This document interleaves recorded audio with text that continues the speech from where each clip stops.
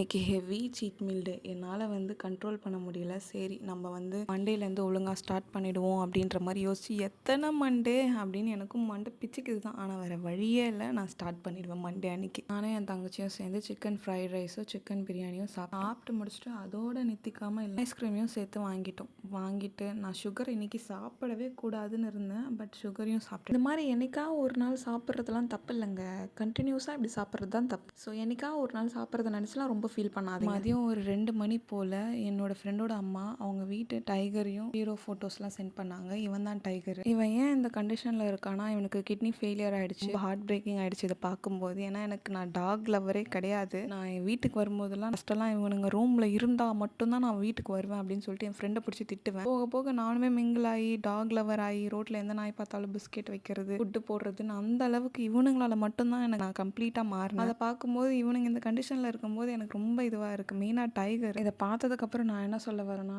Talk ஏதாச்சும் ரோட்டில் stay talk பார்க்குறீங்களோ, இல்லை உங்கள் வீட்டு நாயாக இருந்தாலும் சரி, தயவு செஞ்சு ஒழுங்காக பார்த்துக்கோங்க. ஸ்டே டாகாக இருந்தால் அதுக்கு சாப்பாடு வைங்க. உங்கள் வீட்டு நாய்க்கு வேலை சாப்பாடு கரெக்டாக கொடுக்குறீங்களா, ஃபீட் பண்ணுறீங்களான்றது கவனிங்க.